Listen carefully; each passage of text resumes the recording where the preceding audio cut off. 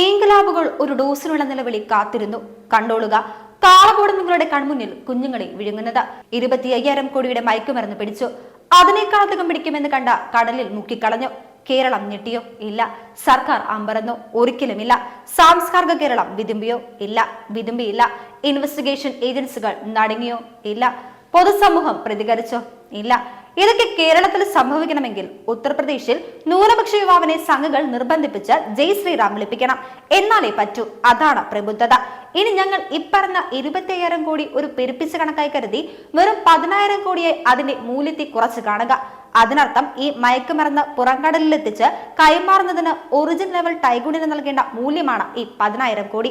അതായത് ഈ മൂല്യത്തിന് കിട്ടുന്ന ഡോസുകൾ 3-4 ഇരട്ടി വിലയ്ക്കാണ് അവസാന കസ്റ്റമറിൽ എത്തുന്നത്. 1000 കോടി ഒറിജിനൽ ടൈഗുണിന് നൽകിയാൽ ബാക്കി 3000-ഓ 4000-ഓ കോടിയുടെ ബിസിനസ് നടക്കുന്നത് ഈ കൊച്ചു കേരളത്തിന്റെ വിരിമാറലാണ്. ഇത് ലിക്വിഡ് ക്യാഷ് ട്രാൻസാക്ഷൻ ആയതുകൊണ്ട് ബാങ്കുകളുടെ കണക്ക് പുസ്തകത്തിൽ പതിയില്ല. ഇത് തന്നെയാണ് സ്വർണ്ണ ബിസിനസിന്റെയും വ്യവഹാര തന്ത്രം. ഇനി നിങ്ങൾ കടം കയറി പൂച്ചവെച്ചു കിടക്കുന്ന ഖജനാവ് സ്വന്തമായുള്ള ഒരു സംസ്ഥാനത്തിന്റെ പ്രജയാണെന്നുള്ള യാഥാർത്ഥ്യം മനസ്സിൽ കൊണ്ടുവരിക. എന്നിട്ട് നിങ്ങളുടെ ചുറ്റുപാടും ഒന്ന് കണ്ണോടിക്കുക. ഭരിക്കുന്ന സർക്കാരിന്റെ ദാരിദ്ര്യം കേരളത്തിന്റെ ബിസിനസ് മേഖലയിൽ കാണുന്നുണ്ടോ എന്ന് ശ്രദ്ധിക്കുക. ഒരു കുന്തവും കാണില്ല. ലോകത്തിലെ ഏറ്റവും വലിയ വില കൂടിയ കാറുകളുടെ കേരളത്തിലും ക്ലിക്ക് ബുക്കിലും ലിസ്റ്റ് ഒന്നെടുത്ത് നോക്കുക. ആരാണോ വാങ്ങാൻ ക്യൂ നിൽക്കുന്നവരും ഏത് മേഖലയിലുള്ളവരാണെന്നും ഏത് ജില്ലയിലുള്ളവരുമാണെന്നും ഒക്കെ ഏത് മതത്തിലും ഏത് രാഷ്ട്രീയ പാർട്ടിയിലും പെട്ടവരാണെന്നും പ്രത്യേകം പരിശോധിക്കുക. ഇവരുടെ പൂർവ്വകാലവും പരിശോധിക്കുക. വളരെ കൃത്യമായി ഒരു കാര്യം നിങ്ങൾക്ക് മനസ്സിലാകും. ഖജനാവിൽ പെറ്റുകിടന്ന പൂച്ച എലിയെ പിടിക്കാനും BMW പോകൂവെന്ന്. ഈ മയക്കുമരുന്നിന്റെയും സ്വർണ്ണക്കളത്തിന്റെയും ലാഭവിഹിതം പല തൊഴിലിടങ്ങളിലും അതിവിദഗ്ധമായി ഉപയോഗിക്കുന്നത് കൊണ്ടും ലിക്വിഡ് ക്യാഷ് ട്രാൻസാക്ഷൻ ആയതുകൊണ്ടും ഭരണവർഗത്തിന് നിയന്ത്രണമില്ലാത്തൊരു സമാന്തര സാമ്പത്തിക അച്ചുതണ്ടിന്റെ ഗുണഭോക്താക്കളാണ് നാം എല്ലാവരും. എന്തുകൊണ്ടാണ് ദാവൂദ് ഇബ്രാഹിം മുതലുള്ള അധോലോക നായകന്മാർ സിനിമ എന്നൊരു ഇൻഡസ്ട്രിയെ കൈപ്പിടിയിൽ ഒതുക്കിയത് എന്നറിയാമോ? കരയിലുള്ള വിതരണ ശൃംഖലകൾക്ക് വളരെ വേഗം പണം ചെലവഴിക്കാനാകും. കണക്കിൽ കൊള്ളിച്ച് വെളുപ്പിച്ചെടുക്കാനും സിനിമ പോലൊരു ലോകം ഇന്ത്യയിൽ വേറെയില്ല. ഇതേ വെളുപ്പിച്ചെടുക്കലിന്റെ സാധ്യത മനസ്സിലാക്കിയാണ് തമിഴ്നാട്ടിൽ സൺ നെറ്റ്വർക്കും DMKയും തമിഴ് ഇൻഡസ്ട്രിയും ഒക്കെ കൈപ്പിടിയിൽ ഒതുക്കുന്നത്. ഇനി മറ്റൊരു കാര്യം, കേരളത്തിലെ സിനിമാ മേഖലയിലുള്ളവർ മറ്റു പല പ്രശ്നങ്ങൾ ഈ രാജ്യത്ത് നടന്നിട്ടും ഏറ്റെടുക്കാതെ നടന്നവർ. ഒരു സുപ്രഭാതത്തിൽ ഷേവ് ലക്ഷദ്വീപും CAA സമരവും കർഷക സമരവും ഏറ്റെടുത്ത സോഷ്യൽ മീഡിയ നിറഞ്ഞു നിന്നത് എന്തുകൊണ്ട്? അതിനെ അനുകൂലിക്കാതെ നിന്ന സച്ചിൻ ടെണ്ടുൽക്കറും മോഹൻലാലും ലതാ മങ്കേഷും ഒക്കെ എങ്ങനെ ഇവരുടെ കണ്ണിലെ കരടായി? ഇത്രയും വലിയ സമരാഭാസങ്ങൾക്ക് രാജ്യത്തെ പ്രമുഖ പ്രതിപക്ഷമായ കോൺഗ്രസ് പോലും പ്രത്യക്ഷത്തിൽ മുഖ്യധാരയിൽ ഇല്ലാഞ്ഞിട്ടും എവിടുന്നാണ് ഈ പണമെത്തിയത്? ഇന്റർനാഷണൽ മീഡിയയിൽ പലതിലും ഇന്ത്യയിലെ പാർലമെന്റ് ബില്ലുകൾ പതിവില്ലാതെ തെറ്റിദ്ധരിക്കപ്പെട്ട റിപ്പോർട്ട് ചെയ്തു. ഇന്ത്യ കണ്ടിട്ടില്ലാത്ത ലോക സെലിബ്രിറ്റികൾ പോലും ഇതിനെ വിമർശിച്ചിറങ്ങിയത് എങ്ങനെയാണ്? അതാണ് ഈ ലോബിയുടെ PR വർക്ക്. എന്തിനായിരുന്നു ഷേവ് ലക്ഷദ്വീപ് എന്ന് മനസ്സിലായില്ല. പക്ഷേ ഈ മയക്കുമരുന്ന് അദാനിയുടെ പോർട്ടിൽ നിന്നായിരുന്നുവെങ്കിൽ ഇവിടെ എന്തായിരുന്നു പുകിൽ?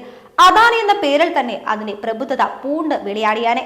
ഇപ്പോൾ പാക് പാരമ്പര്യം, പാക് ഏജൻസിയും ടൈഗൂണായപ്പോൾ പ്രതിക്കൂട്ടിൽ വരുന്നവരുടെ പേരുകൾ ചിലപ്പോൾ വോട്ട് ബാങ്കിൽ വിള്ളൽ വീഴ്ത്താൻ സാധ്യതയുണ്ട്. അതുകൊണ്ട് മൗനം വിദ്വാന ഭൂഷണമായി. കേരളത്തിലെ പ്രത്യേകിച്ച് ഇടതുപക്ഷ സർക്കാരിന് ഈ മേഖലയിൽ ഒന്നും ചെയ്യാൻ കഴിയില്ല. പറ്റുമെങ്കിൽ ബീവറേജസിൽ ഒരു കൗണ്ടറൂടെ രാസ മയക്കുമരുന്നുകൾക്ക് തുറന്നേക്കാം. പക്ഷെ കേന്ദ്ര സർക്കാരിന്റെ ശ്രദ്ധ ഈ മേഖലയിൽ കാര്യമായി എത്താതെ പോകുന്നതും ഗുരുതരമായ പിഴവാണ്. കാര്യം നിസ്സാരമല്ല. ഇതിൽ രാഷ്ട്രീയ ബുദ്ധിയിൽ സ്വപക്ഷത്തെ പിടിപ്പുകേടുകളിൽ മിണ്ടാതിരിക്കുന്ന പ്രബുദ്ധർ വരുത്തിവെക്കുന്ന വിന ഓമനിച്ച് വളർത്തുന്ന നിങ്ങളുടെ മക്കളുടെ സിറിയിൽ പടരുന്ന നിമിഷം നിങ്ങൾക്ക് മനസ്സിലാകും. നിങ്ങൾ പണിഞ്ഞ നരകത്തിൽ നിങ്ങളുടെ മക്കൾ വെന്ത് വെണ്ണീറാവുന്നത്. ഇൻക്ലാബുകൾ ഒരു ഡോസിനുള്ള നിലവിളികളാകാൻ വളരെ കുറച്ച് സമയം മതി. ഇനി 1000-ഉം 10,000-ഉം അല്ല, 25,000 കോടിക്ക് മുകളിലാണ്. ആന്ധ്രയിൽ നിന്നും തമിഴ്നാട്ടിൽ നിന്നും അരിയും പച്ചക്കറിയും വാങ്ങുന്നതിനേക്കാൾ എത്രയോ ഇരട്ടിയാണ് ഈ മയക്കുമരുന്നുകൾ വിപണിയിലെത്തുമ്പോൾ മൂല്യം വർദ്ധിക്കുന്നത്. കാത്തിരുന്ന് കണ്ടോളുക. കാളകൂടം നിങ്ങളുടെ കൺമുന്നിൽ കുഞ്ഞുങ്ങളെ വിഴുങ്ങുന്നത്. നിങ്ങളുടെ മുന്നിൽ പൊട്ടിമുളയ്ക്കപ്പെടുന്ന പല ബിസിനസ്സുകളും ഇതിന്റെ ലാഭത്തിന്റെ വിഹിതമാണെന്നും നിങ്ങളെ അതിലും കുറുക്കി സാമ്പത്തിക ഭദ്രതയും തകർക്കുന്ന കാലം വരവായി. വിശ്വസിക്കുന്ന പ്രസ്ഥാനങ്ങൾ ഈ ലോബിയുടെ പിടിയാളുകളായി നിങ്ങൾക്ക് ശവക്കല്ലറ പണിയുമ്പോൾ നിങ്ങളുടെ നേതാക്കളുടെ മക്കൾ ശതകോടീശ്വരന്മാരായി വിദേശത്ത് ചേക്കേറി കഴിയും. പ്രബുദ്ധത ഒട്ടും കുറയ്ക്കേണ്ട. നിങ്ങളുടെ പ്രതികരണ ശേഷി അവർ എന്നെ വിലക്കെടുത്തു കഴിഞ്ഞു. പതിവ് പോലെ UPയിലും ഗുജറാത്തിലും പട്ടിപെറ്റ കഥയും പശുവരച്ചു തിന്ന കഥയും ദേശാഭിമാനിയിൽ വായിച്ച് ഉമ്മറത്തിരിക്കുക. അകത്തെ മുറിയിൽ മറ്റൊരു വിപ്ലവം ഒരുങ്ങുന്നുണ്ട്. പുകയായും പൊടിയായും ക്യാപ്സ്യൂളായും ബി കൂൾ. ലോകത്തെ ഏറ്റവും മികച്ച പ്രബുദ്ധമായ പൊട്ടന്മാർക്കുള്ള നൊബേൽ സമ്മാനം ഇനി വരുന്ന വർഷങ്ങളിൽ നിങ്ങൾക്കുള്ളതാണ്, നിങ്ങൾക്ക് മാത്രം. നിങ്ങളെ രക്ഷിക്കാൻ ലൂസിഫറിലെ മോഹൻലാലില്ല, അത് സാങ്കല്പികമാണ്. പക്ഷെ നിങ്ങളെ കാത്ത ലൂസിഫറിലെ വിവേക് ഒബ്രോയുണ്ട്. ഇത് യാഥാർത്ഥ്യവും.